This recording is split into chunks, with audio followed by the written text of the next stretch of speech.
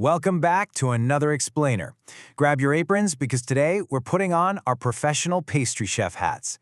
I'm absolutely thrilled to share some of my all-time favorite Michelin-level kitchen secrets with you. We're going to break down the rich global heritage and the completely fascinating science behind pastry dough. Look, if you've ever felt a little intimidated by making a crust from scratch, don't worry. By the end of this masterclass, you'll understand exactly how pastry works, why it works, and how to command it perfectly right in your own kitchen. Let's get to it. Okay, let's dive into this because the history here is just wild. Did you know the secret to the perfect modern pie crust actually dates back to a 2,200-year-old Roman cheesecake? It's true. When you bake a New York cheesecake today, you're participating in this ancient tradition. The Romans made this layered cheese and honey cake called placenta, and it was a huge deal because it was one of the very first times in human history that a dough made from flour, fat, and sugar was actually meant to be eaten with its filling instead of just acting as a disposable wrapper. That word placenta actually comes from the Greek word for flat cake.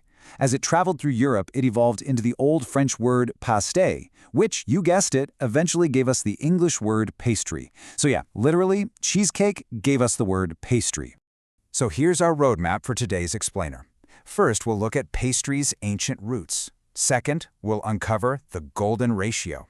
Third, we'll map out its global lineage. Fourth, we're getting hands-on with expert handling techniques. And fifth, we'll wrap up with the architect's guide. All right, part one, pastry's ancient and medieval roots. Pastry is really the ultimate global traveler. If we rewind to around 2600 BCE in ancient Egypt, flour and water pastes were, well, crude. Honestly, they were completely inedible. They were basically just used to wrap up meat to protect it from the fire. But by 16 BCE, like we just talked about, the Romans were happily eating their sweet placenta cake crusts. Fast forward a bit to the 1200s in medieval Europe, and we see the rise of this super thick coffin pastry used for meat pies. And finally, by the 1600s in France, chefs started turning dough into an absolute luxury item, inventing the highly refined, butter-laminated puff pastry that we all know and love today.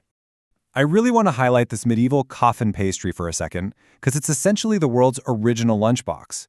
In a world with zero refrigeration, a dense shell made out of flour and lard acted like a magical vacuum seal. It kept meat safe from the air, meaning a pie could literally last for weeks. But here's the catch. This crust was incredibly tough, like break-your-teeth tough. Depending on how long it had been sitting around, the crust wasn't always meant to be eaten. You just crack it open, eat the preserved meat inside, and toss the shell away. And this brilliantly illustrates the historical divide in European baking.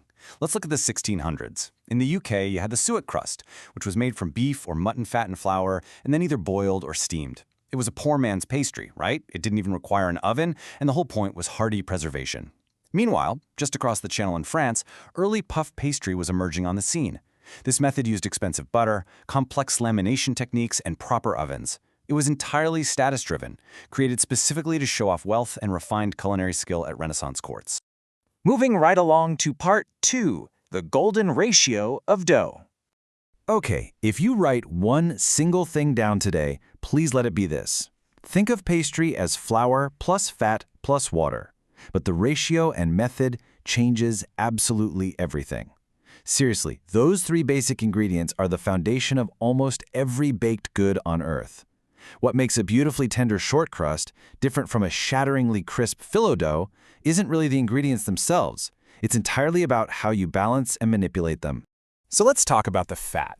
This is where we home bakers often get a little tripped up. When should you use butter and when should you use lard? Well, butter provides that incredibly rich flavor we all crave. And because it actually contains some water, it creates steam in the oven, which is exactly what gives puff pastry its glorious lift.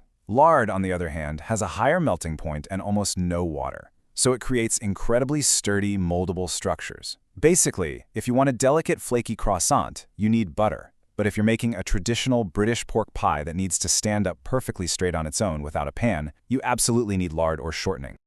All right, part three, core doughs and their global lineage. Now, what's really fascinating is that we can neatly categorize the world's pastry traditions just by looking at their primary fat source and their unique handling methods. It's like a giant culinary puzzle. France, they mastered butter and the meticulous folding technique known as lamination. The UK mastered lard and the hot water mixing method to build those hearty structural pies.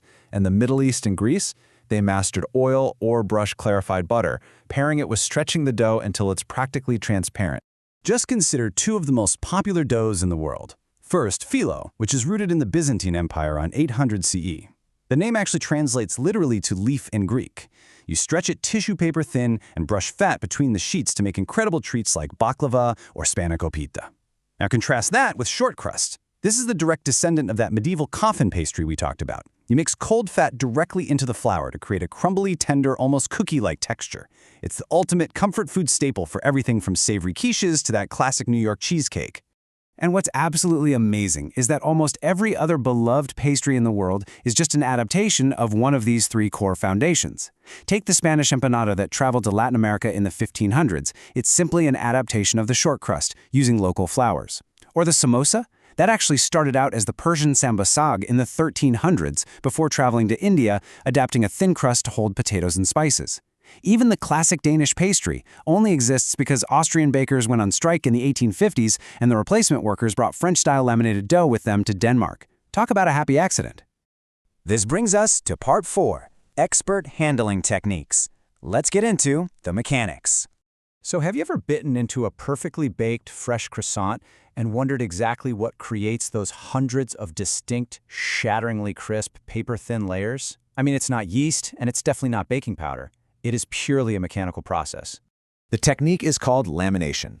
And let's walk through how this builds. You start by rolling out a base dough. Then you lock a solid block of cold butter right inside it.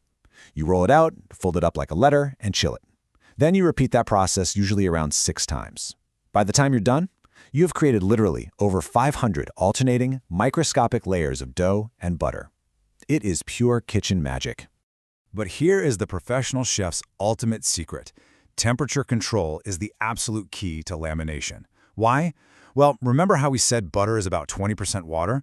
When those 500 layers of ice-cold butter hit a ripping hot oven, that water instantly turns to steam. The steam vigorously pushes the layers of dough apart, and bam, that creates the puff. If you let your kitchen get too warm while you're rolling, the butter just melts directly into the flour. You lose the distinct layers, you lose the steam, and you end up with a flat, greasy cracker. Seriously, keep it cold. And honestly, that rule applies to almost all dough. If you want to avoid a tough, completely ruined pastry crust, just follow this chef's troubleshooting guide. Number 1, keep your fat extremely cold so it coats the flour rather than absorbing into it. Number 2, limit your water strictly. Too much water develops gluten, and gluten makes dough chewy, like bread, not tender, like pastry. And number 3, whatever you do, do not overwork it with your hands. The heat from your fingers is the absolute enemy of a tender crust. Finally, part 5, the pastry architect's guide. So, the crucial point here is knowing exactly which tool to pull from your toolbox. Think of this as your blueprint. If you want a tender base that cuts cleanly for a beautiful lemon tart, use short crust. If you want sky-high, dramatic layers for a beef Wellington, you need puff pastry. Need a hollow shell for cream puffs or eclairs? That's choux pastry, which, fun fact, was invented in the 1540s for Catherine de' Medici. For ultra-crisp dessert sheets, choose phyllo. For a sturdy, upright meat pie, go with a hot water crust. And hey, if you want lazy flakes, well, that brings us to my personal favorite. The rough puff. I absolutely love this one. This is the British home baker's brilliant, slightly lazy cousin to French lamination. Instead of carefully folding a solid block of butter over 3 agonizing days, you literally just toss large chunks of cold butter right into the dough and give it a quick roll and fold. You get these visible butter chunks that still create a ton of steam. Honestly, you get about 80% of the gorgeous flaky results of a true puff pastry for maybe 20% of the effort. It's an absolute game changer, and it's actually the national obsession behind the legendary British sausage roll. Well, we've journeyed all the way from ancient Egyptian meat wrappers and Roman placenta cakes right up to the meticulous science of modern puff pastry. The heritage of baking is quite literally in your hands now. So I have to ask, out of the 6 core doughs we covered today, which one are you going to master first in your kitchen? Let me know down in the comments. And if you enjoyed this explainer and learned something new, please make sure to like, share, and subscribe to the Bricks Lab so we can keep bringing you the delicious science and history behind the world's best food. Happy baking, everyone!